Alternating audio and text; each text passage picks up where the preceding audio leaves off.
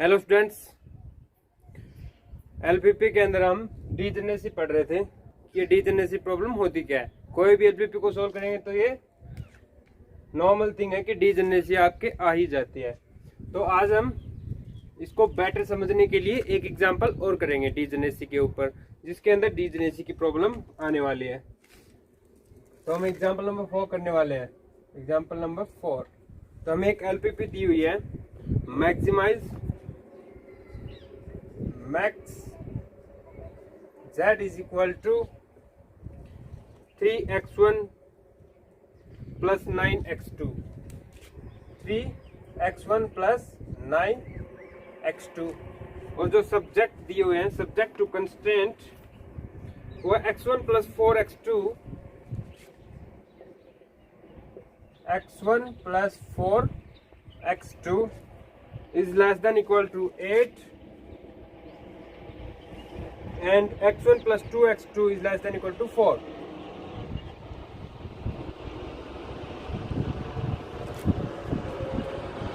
And non-negativity condition.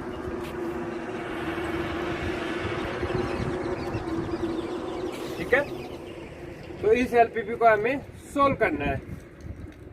Just ये LPP होती है, नॉर्मली जो सिंप्लेक्स मेथड से सोल्व करते हैं उसी से इसको सोल्व करना होता है। डीजेनरेसी में क्या होता है, फिर एक बीच में जो हम डिपार्चरिंग वेक्टर लेते हैं उसमें प्रॉब्लम आ जाती है कि हम गैस नहीं कर पाते कौन सा, सिलेक्ट नहीं कर पाते कौन सा हम डिपार्चरिंग वेक्टर लें, यानी कि की एलिमेंट कौन सा बनाएं। तो वो प्रॉब्लम डीजेनरेसी कहलाती है। तो इसको सोल्व करेंगे। देखो अभी इसके ऊपर एग्जांपल जो लिए मैंने, इसको सोल्व करते हैं।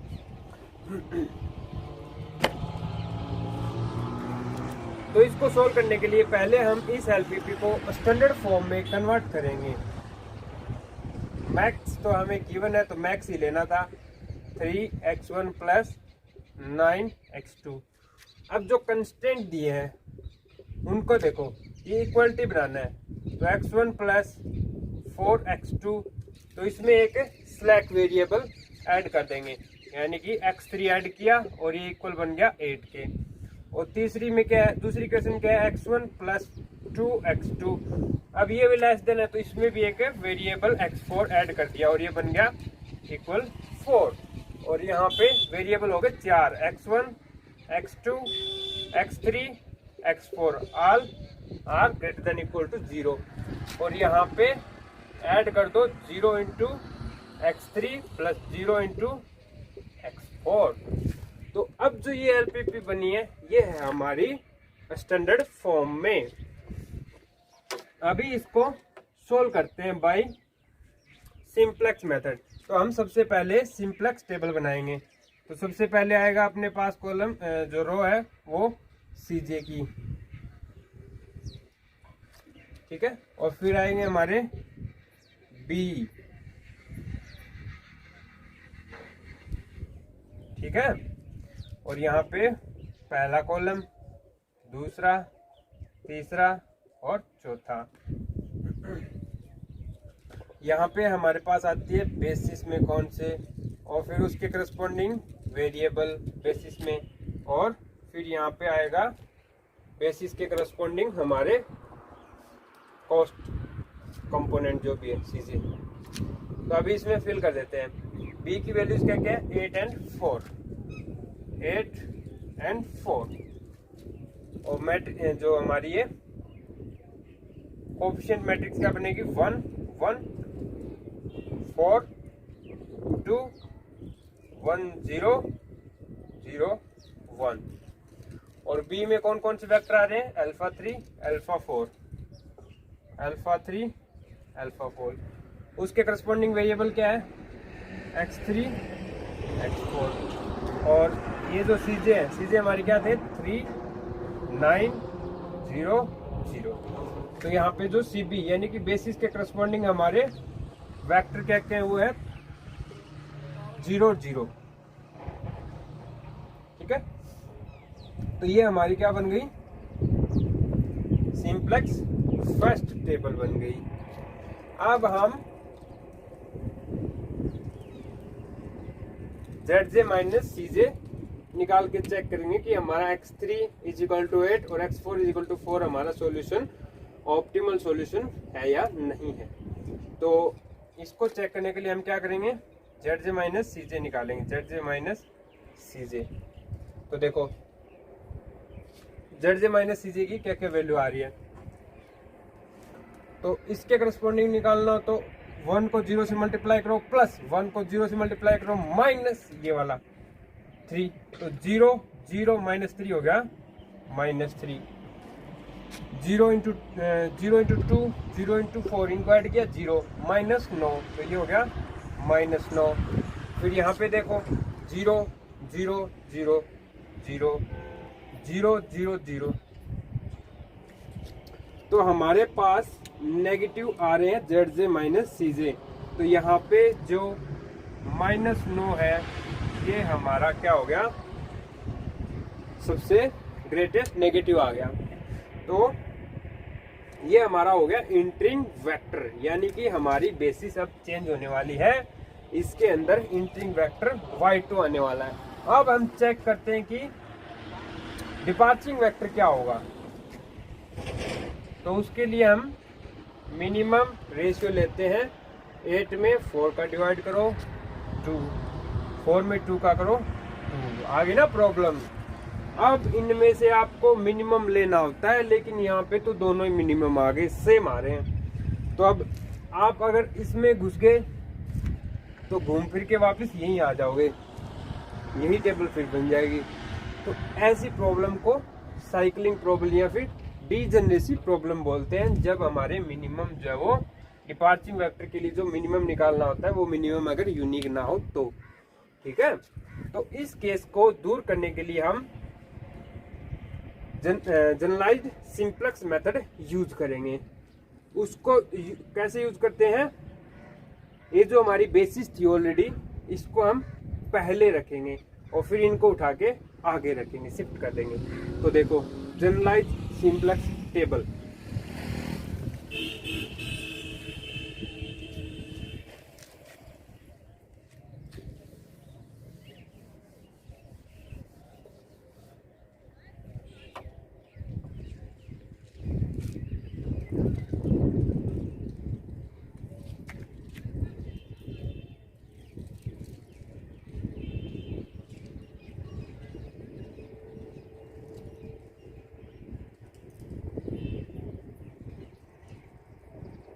Generalised simplex table.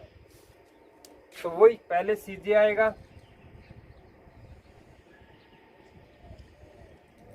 फिर B आएगा,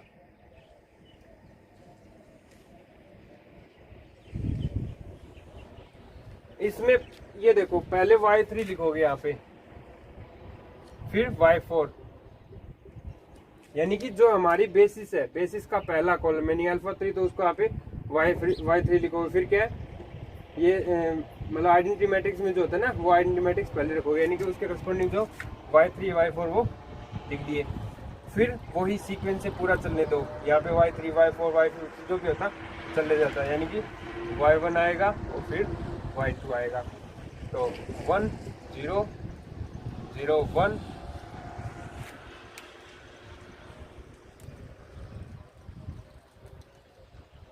1 0 0 1 और फिर क्या 1 1 1 1 2 4, फिर 4 2 4 2, ये -9 -3 0 0 ZJ माइनस CJ। अभी B में हमारी क्या था 8 4 था, 8 4 एज इट इज, और यहाँ पे वो alpha 3 same as it is, ठीक है। अल्फा 3 या फिर अल्फा 3 अल्फा 4 x3 x4 और 0 0। बस आपको जो जनरलाइज सिंप्लेक्स मेथड टेबल जो है उसमें जस्ट ये कॉलम चेंज हो जाते हैं बस, और उनके करस्पॉन्डिंग ऊपर जो CJ की वैल्यू है वो चेंज हो जाएगी। तो ये क्या थी 0 0 3 9, बस इतना ही चेंज होता है और कुछ चेंज नहीं होता, ठीक है। अभी देखो फॉर्मूला क्या था, जब आपकी डीजनरेसी की प्रॉब्लम आ जाए, यानी कि जिस जिस कॉलम में हमारी मिनिमम रेशियो इक्वल आ रहे हो, यहाँ पर भी 2 आया, यहाँ पर भी 2 आया, दोनों में भी ये 2 प्रॉब्लम इक्वल आ रही है। ठीक है, तो हम क्या लेते हैं फिर, मिनिमम ऑफ yi1 और डिवाइड बाय yi_r, और जहाँ पे yi_r जो है वो ग्रेटर देन होगा, स्ट्रिक्टली ग्रेटर देन होगा 0 से, इसका मिनिमम रेशियो लेते हैं। ये जो भी आएगा इनमें से वो हमारा की एलिमेंट बन जाएगा। अभी यहाँ पे इसका मीनिंग क्या है, तो देखो मिनिमम ऑफ yi_r, तो ir कहाँ से कहाँ चल रहा है, ये 1 2 दोनों चल रहा है। ठीक है, तो ये तो है y11, पहले क्या आएगा, i की वैल्यू ये भी आ रही मिनिमम और ये भी, यानी कि i14 ये है ना, क्योंकि अभी ये y4 बन चुका है, वो 2 नहीं रहा है। ठीक है, ये 4th पोजीशन पे आ गया, तो इसको हम लिखेंगे y4 yi4, या फिर बीटा ले लो इसको, बीटा i4, और ये बीटा i3, बीटा i1 और बीटा i2। i की वैल्यू क्या होगी, ये 1 ये 2, तो सिमिलरली यहाँ पे ये 4 बन चुका है, तो ये आएगा आपका y11 बटे y14, और i की वैल्यू चेंज हो गई, यानी कि 2 1, और डिवाइड बाय y24। ठीक है, ऐसे चलना आपको। इसमें एक्चुअली जो पहले सिंप्लेक्स टेबल होती है उसमें ये अलग होता है कॉलम, लेकिन जब जैसे हम जनरलाइज लगाएंगे तो कॉलम चेंज हो जाते हैं, यानी कि जो हमारा जिस कॉलम में हमें प्रॉब्लम थी, जो कॉलम इंटरिंग वेक्टर होता है वो होता है ये। ठीक है, तो अब हमारे पास वो 4th कॉलम बन चुका है, तो यहाँ पे r की वैल्यू 4 आएगी, और i की वैल्यू चेंज होती है, यानी कि जिसके करस्पॉन्डिंग हमारा सेम आ रहा है वैल्यू, वो हमारे पास i वेरी करेगा। अगर मान लो यहाँ पे एक कॉलम और होता, थर्ड, यहाँ पे एक कॉलम मान लो और होता, और ऊपर वाला 3 आ गया मिनिमम रेशियो, नीचे 2 2 आ गया। ठीक है, 2 2 आ गया, तो हमारे पास जो i की वैल्यू है वो यहाँ से वेरी करती, 2 3, i की वैल्यू 2 3 यहाँ वेरी करती है, i की वैल्यू 2 और फिर 3 ऐसे वेरी करती है। ठीक है, ये फिक्स होता है क्योंकि इंटरिंग वेक्टर होता है वो r होता है ये, और ये 1 है वो फिक्स है, यानी कि पहला कॉलम आएगा, यानी कि जनरलाइज सिंप्लेक्स मेथड में जो पहला कॉलम है वो आइडेंटिटी का 1 0 0 ही होता है। ठीक है, तो ये वाला होता है।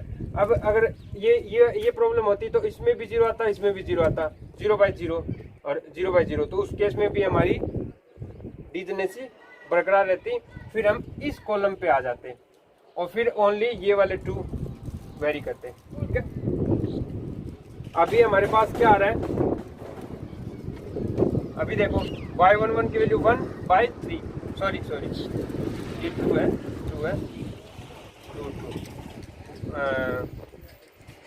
1/4 आएगा, 1/4 है ना, 1/4 और फिर क्या है 0/2, तो मिनिमम क्या है, ये वाला नंबर, ये 0 है, ये 1/4 है, किसके करस्पॉन्डिंग है 0/24 के, तो ये हमारा क्या बन गया, की एलिमेंट। समझ में आया ना सबको, ऐसे आपको करना है। ठीक है, तो की एलिमेंट बन गया, इसके बाद तो आप इजीली इसको सोल्व कर लोगे, बट मैं सोल्व करवा देता हूँ इसको। तो नई टेबल बनाते हैं, चीजें b और 0 0 3 9 y3, अब इसको चेंज भी कर सकते हो, नो प्रॉब्लम, कोई दिक्कत नहीं है। वो ये जस्ट सिर्फ उस जो नोटेशन था ना yi1 उसके लिए करता है ये, मतलब आगे पीछे, और इसका कोई लॉजिक नहीं है इसका आगे पीछे करने का। आगे पीछे करने का बस उसका ये लॉजिक था, समझाने का तरीका था कि वो i1 उनको यूज कैसे करे। अब क्योंकि अब यहाँ पे तो थर्ड कॉलम पे हमारा 1 0 मैट्रिक्स का भी पहला वो था, बेसिस का पहला वेक्टर, अगर मान लो 4th पे होता तो यहाँ पे वो 1i4 थोड़ी लिखता, क्योंकि ये तो चेंज होता रहता। तो उसने क्या किया, जनरलाइज कर दिया, यानी कि जो भी टेबल बनेगी जिसकी आइडेंटिटी मैट्रिक्स होगी उसको आगे रख लो, आगे रखोगे तो हमें पहला कॉलम ही काम में आने वाला है, तो इसलिए हम ये इसने आगे रख के उसको समझाने के लिए, मतलब इजी हो जाए, तो इसलिए उसने वो किया, बस और कोई लॉजिक नहीं था। ठीक है, यहाँ पे वापस वही कर सकते हो आप। ठीक है, 1 2 3 बाई 4। करस्पॉन्डिंग हमारे पास 3 9 0। अभी देखो हम क्या करेंगे, इसको 1 बनाना है तो पूरी रो को क्या कर दो, 0 से मल्टीप्लाई कर दो। ये यहाँ पे था, ठीक है, तो इसको 1 कर दिया और यहाँ पे हो गया 1/2 और ये क्या हो गया, ये हो गया 0 और ये क्या हो गया 1/2 और इसमें भी 2 का किया तो ये हो गया, ठीक है। अब क्या करना है अपने को, इसको 0 बनाना है। 0 बनाना है तो इस वाली को 4 से मल्टीप्लाई करो और ऊपर वाली में से घटा दो, तो यहाँ तो 0 बन गया डायरेक्ट, ठीक है। और यहाँ क्या बनेगा 1 माइनस, इसको 4 से मल्टीप्लाई करवाना, ठीक है। 4 से करवाओगे 2 तो 1 माइनस 2 कितना हो गया -1। एक बार करके देखना, ये जस्ट जो आपके रो इक्लोन फॉर्म होती है ना वही है ये। और यहाँ पे 8 माइनस 2 को 4 से करवाओ, इस 2 को हमें करवाना है 4 से और डिवाइड कर दो ऊपर वाले में से 0 और यहाँ पे क्या आएगा आपका, फिर ये रहा 1 माइनस 0 1 और 0 माइनस 2 -2। ये हमारे बन गई टेबल, ठीक है। और जस्ट ये रखो तो ये भी रख सकते हो, no problem.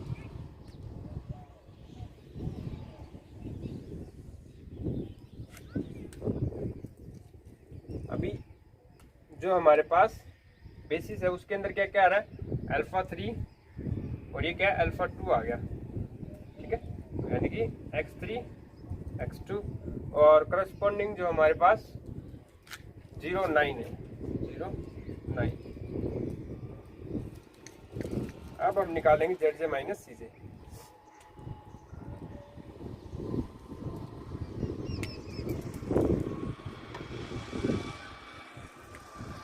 zj minus cj, तो क्या करते हैं, इसको इससे मल्टीप्लाई करो, इसको इससे मल्टीप्लाई करो और 3 घटा दो उसमें से, तो ये आएगा 9/2 माइनस 5। 9/2 माइनस 5 कितना होगा, 6 3/2 आएगा,